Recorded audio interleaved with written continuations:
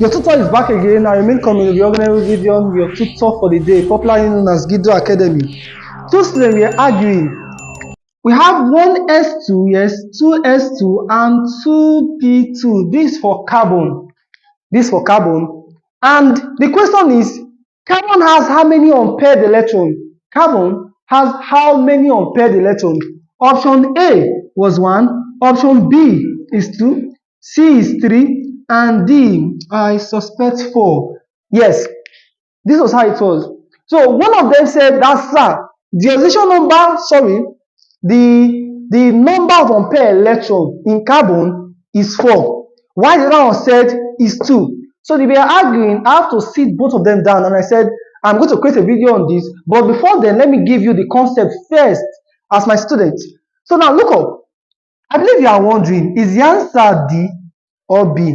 Now let me tell you. Now look up, let me just show you this. 2p2. One of them said, if you are going to fill, its p orbital has 3 degeneracy, which is the ps, your py, and your pz. So we have 1 electron, 2 here. So we have 2 unpaired electron here. I said, okay, fine. Then what about it and said the answer is 4? I said, how do you get 4? He said, p orbital is 2.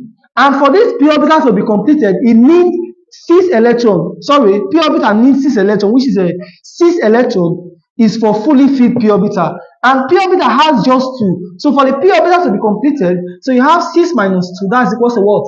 4. I was like, wow. I think you are doing great.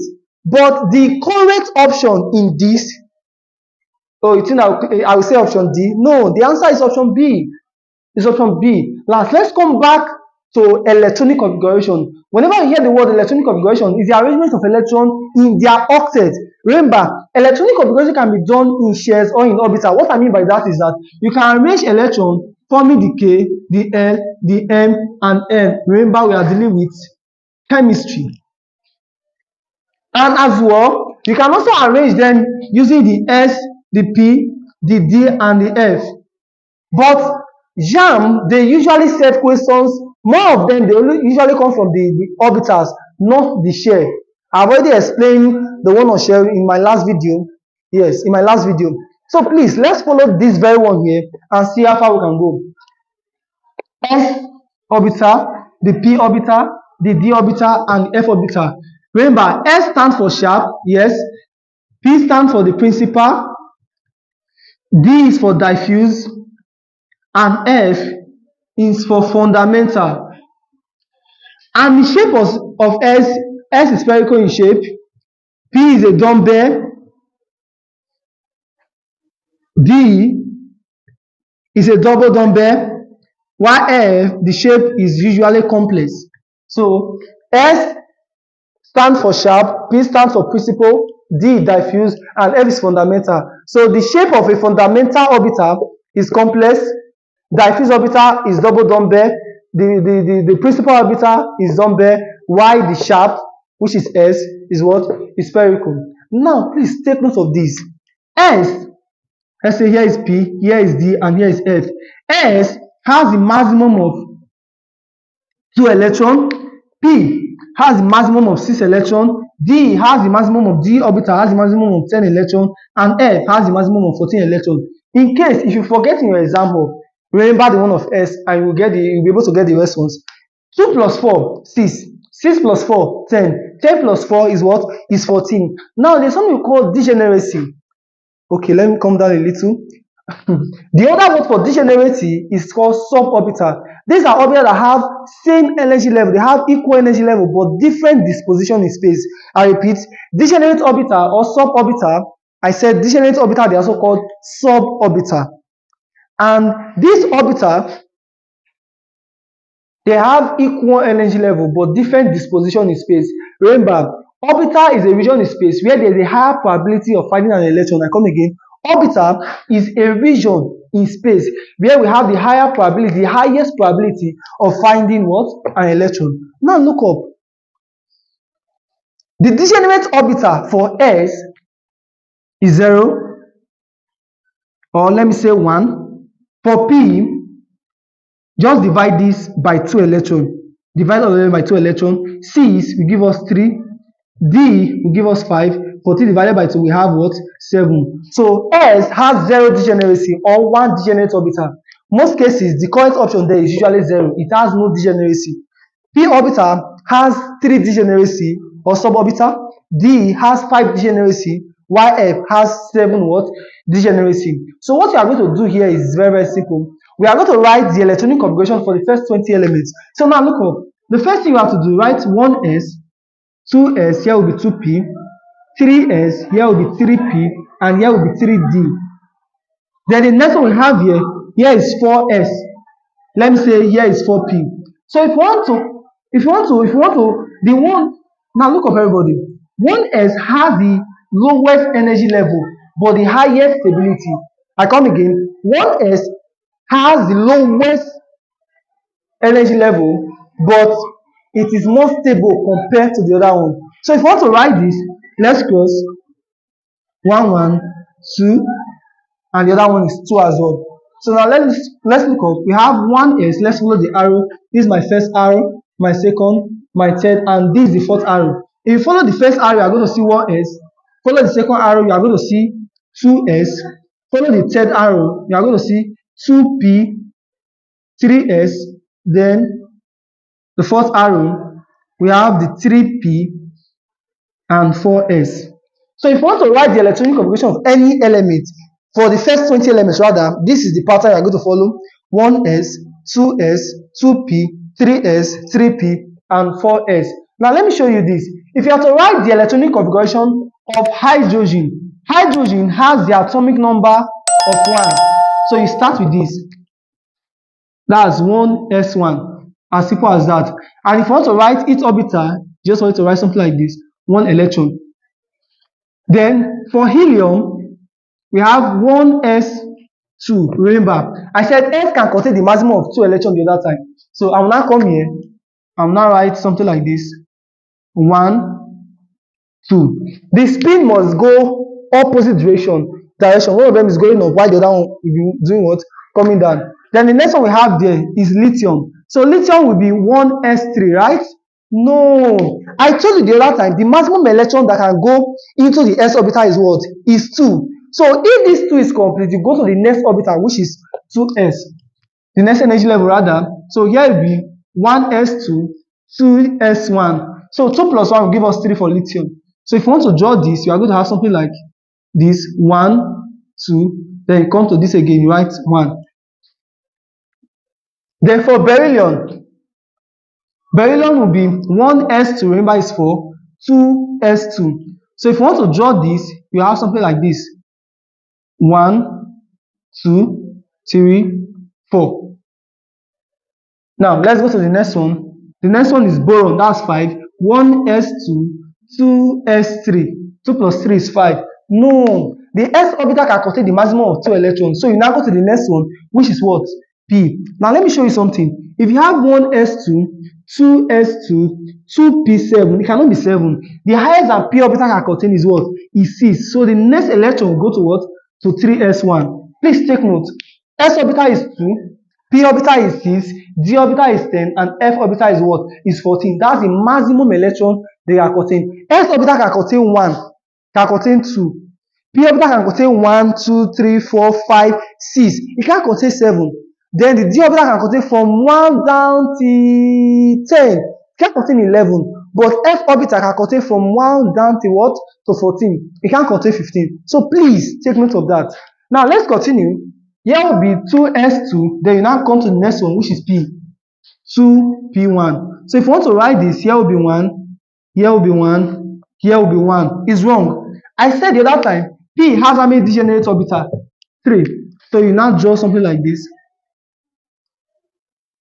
1 up, one of them will coming down. Then here you write just 1 here. Just 1. I can try to move this one and bring it here. I can try to move this one and also bring it here. And it's also correct. Like what I said, they have equal energy level. So we name this orbital PS. This one here is PY, and this one here is a PZ. For D orbital, remember we have, for S orbital no degeneracy. For P orbital we have 3 degeneracy. So the first one is PS, PY, the second one is PY, and the last one is what? Is PZ. While for d orbital, it has 5 degeneracy. That's why you have your dsy, your dsz, your dyz, your ds square y square, and your dz square. Same goes to the f orbital. Now, let's come back to this. If you want to go for carbon, carbon will be 1s2, 2s2, and 2p2. That was what brought the whole argument the other time. So let's come up. We have something like this. Then here will be 3 degenerate orbital or 3 suborbital. 1, 2, 2 electron, 2 electron. We have 2 electron here. This is for carbon. Then let's go to the next one. Nitrogen. Nitrogen is 1s2, 2s2, 2p3. Yes. Yes. 1, 2, 3. 1 electron, 2, 1, 2, 1, 2, 3. Please, it is wrong for you to fill it this way. It is wrong for you to fill it this way. That means you are not following the rule. It is wrong for you to fill it this way. You are not following the rule. All of them must be. This is how you are going to feed them singly before you come back and start pairing. So please, I want you to go back to this my video, then you get a better understanding on this whole concept. Now let's come back again to the question that brought this whole video. If you are asked, how many unpaired electrons do you have here? How many electrons that is not paired? How many electrons that is not paired in the last orbital? If you are asked how many unpaired electrons, you are not to count the first one. You are counting the last unpaired. So now look up. How many unpaired electrons do you have here? You only have one orbital here. So the answer will be what? 1 unpaired electron. If you look at this, how many unpaired electrons do you have? It is paired. There is no orbital here, so it is 0 unpaired electron.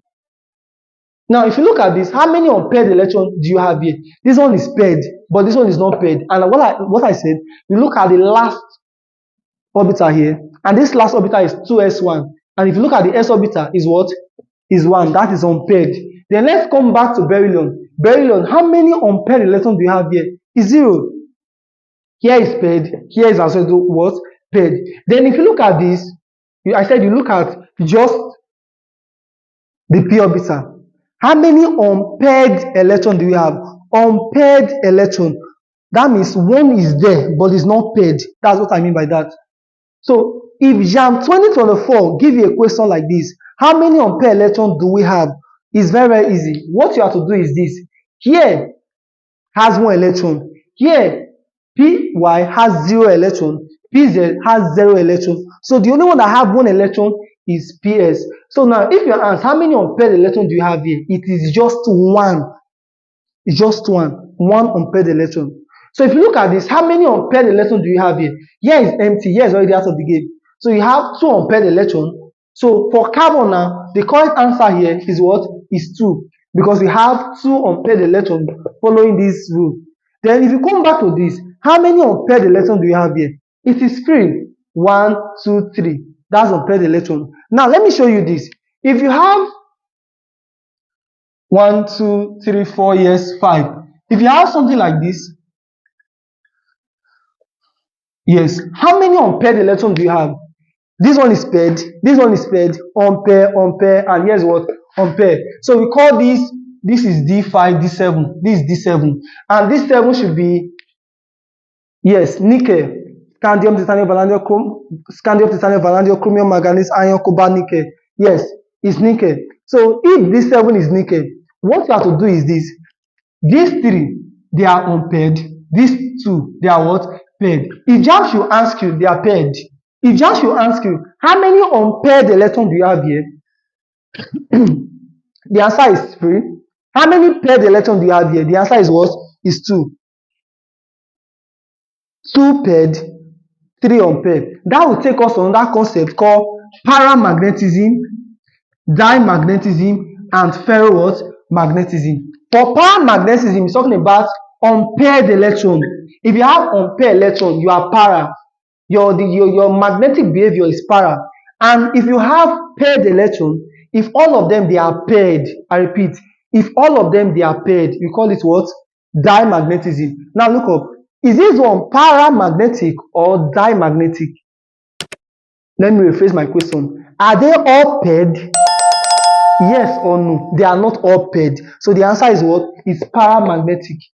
So nickel is paramagnetic. Although when you advance, you are going to hear of a strong ligand and weak ligand, but let's come back to O-level chemistry so that you understand this concept better. So if you look at this, there is a presence of unpaired electron. So paramagnetism deal with presence of unpaired electron. And since there is unpaired electron here, this is what? A paramagnetic. It's paramagnetic. If you look at this is paramagnetic. This one is paramagnetic, paramagnetic. You don't need to look at these other ones. You look at the last one only. If you look at this one here, this is a diamagnetic, they are paired. This one is a what? A diamagnetic. This one is paramagnetic, and here is what? It's paramagnetic. It's very easy. Presence of unpaired is talking about paramagnetism. If they are fully paired, it's talking about what? Diamagnetism. If you are yet to subscribe to my YouTube channel, please do so, and make sure you share my videos to your friends, those who are writing JAMB 2024, especially JAMB 2024, because I'll be revealing JAMB 2024 questions to you, how the question is going to look like, the way you are going to attempt those questions. It's very, very easy. You don't really need to scratch your head, to just click any wrong answer and come out. Make sure you get 300 plus in your JAMB 2024. Now, I want to show you another concept again. Now, look up. If you are asked, how many unpaired electrons do you have here? Don't tell anybody this. This is just a just follow up. How many unpaired electrons do you have here? What you have to do is this. How many degeneracy do you have here? It is 3, right? So you bring these 2 here. If you bring these 2 here, then what is remaining here is just 2 to be paired. As easy as that. Now let me show you another one. If you have P5, what you have to do is this. How many degeneracy do you have here? Is 3. And if you split this 3 like this, and if you put this 5 inside, you will realize that we have 1, 2, 3, 4, 5. We have 1 unpaired electron. So most of these things, you don't really need to write all this. What you have to note, just take the last one, arrange it very well. P2, we have 3 degeneracy. And if you should go, we have 1, we have 2. So we have 2 to be paired for it to be complete. So we have, in this case, we have 2 unpaired electrons. And in this case, we have 2 paired, 1 what? Unpaired.